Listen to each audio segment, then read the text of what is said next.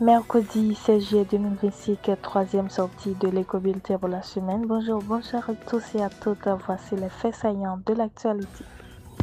L'Office de la protection du citoyen en Haïti a présenté une série de recommandations à la suite de l'examen de la situation des droits de l'homme dans le pays conduit par le Comité des droits de l'homme des Nations Unies à Genève.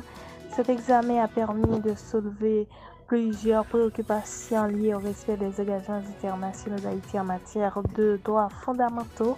L'Office préconise une attention soutenue aux mécanismes de suivi mis en place par les organes de contrôle des droits de l'homme des Nations Unies ainsi que par d'autres systèmes de surveillance régionaux et internationaux. Ces mécanismes sont considérés comme des outils clés pour garantir l'application des engagements pris par l'État haïtien.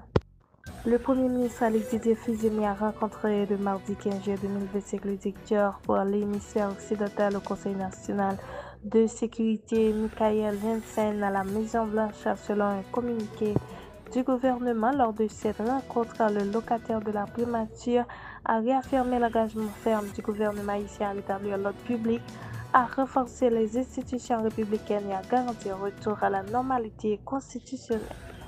Le parquet brésilien a demandé le mardi 15 juillet à la Cour suprême de condamner pour coup d'État l'ancien président Bolsonaro qui clame son innocence et dont le procès a provoqué une crise diplomatique entre le Brésil et les États-Unis. Après plusieurs journées d'audience, le parquet s'en est tenu à la thèse selon laquelle l'ex-chef de l'État d'extrême droite et 7 de ses collaborateurs de l'époque ont essayé d'assurer leur maintien autoritaire au pouvoir par des tentatives de perturber violemment l'ordre démocratique, peut-on lire dans son communiqué.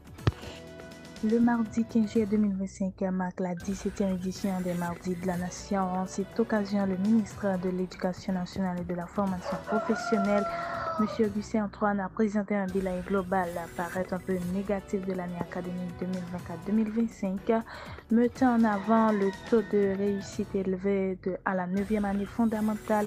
Toutefois, le chef du système a exprimé des préoccupations face à des cas de tricherie signalés dans plusieurs départements du pays.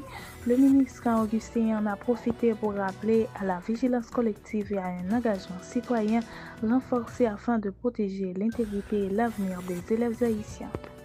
Parmi les 109 haïtiens rapatriés ce matin à l'aéroport du Cap-Haïtien, la présence d'Hervé Laplante, plus connu sous le nom de Laplanta, attire particulièrement l'attention. Animateur et influenceur très suivi sur les réseaux sociaux, il s'est fait remarquer pour ses prises de position provocatrices et ses vidéos virales ciblant des figures publiques haïtiennes. Son retour forcé en Haïti s'inscrit dans une affaire migratoire qui a captivé une partie de la diaspora.